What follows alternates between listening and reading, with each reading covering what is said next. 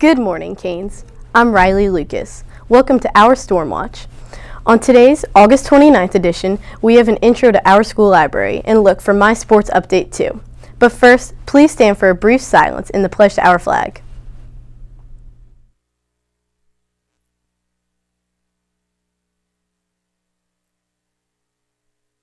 I pledge allegiance to the flag of the United States of America and to the republic for which it stands, one nation, under God, indivisible, with liberty and justice for all.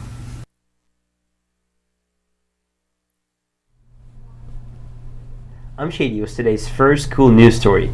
Students, would you love to have 4 years of college paid for? If so, consider entering Rick Scott's Hispanic Heritage Month essay contest. The September 12th deadline is quickly approaching, so visit www.floridahispanicheritage.com for contest rules. Divya, help me out with your next school announcement.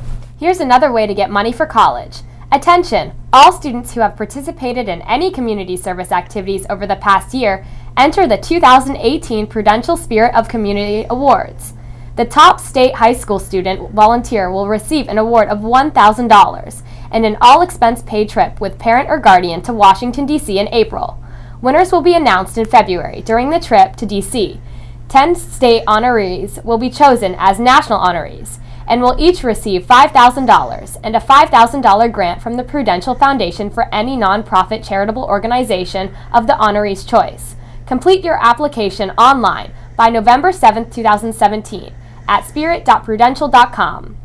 Submit your application to Mrs. Marino in the PHUHS Admin Building, room 143. Now let's take a moment now to look at our next 4-day forecast for Canes meetings, matches, and more.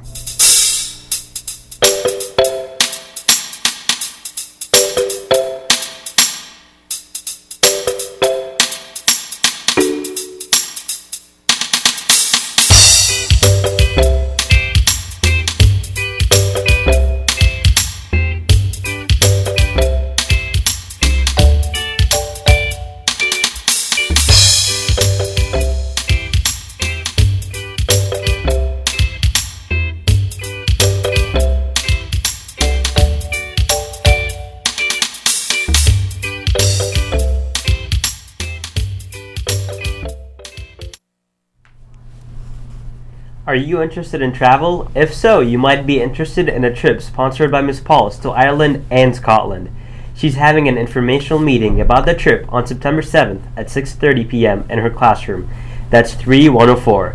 See Ms. Pauls if you have any questions. If you're interested in trying out for the boys soccer team this year, there will be a meeting on Wednesday, August 30th, right after school in room 5207. See Coach Hughes if you have any questions or can attend but have an interest. Speaking of sports, let's check in with Riley for a Canes Sports Report. I will be bringing you sports updates each Tuesday. Despite a rained-out meet starting their season, our PHU swim and dive team is off to a great start. They managed to take first-place finishes in 3 events before their meet versus Seminole was canceled. They take on St. Pete High School tonight. Come out tonight to cheer them on at the PHU YMCA pool.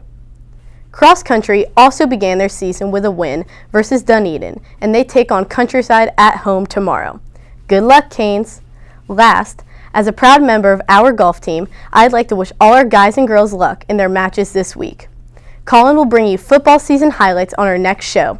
Coaches, send your sports news to stormwatchphuhs@gmail.com. Now back to Shady to wrap up today's show. If Mrs. Titus has seemed extra busy already this year, it's because she just wrapped up library orientation for all freshmen. In case you're new to PHUHS or need a review, here's an intro to our school library media center. Remember, life is good at PHUHS. Thanks for watching.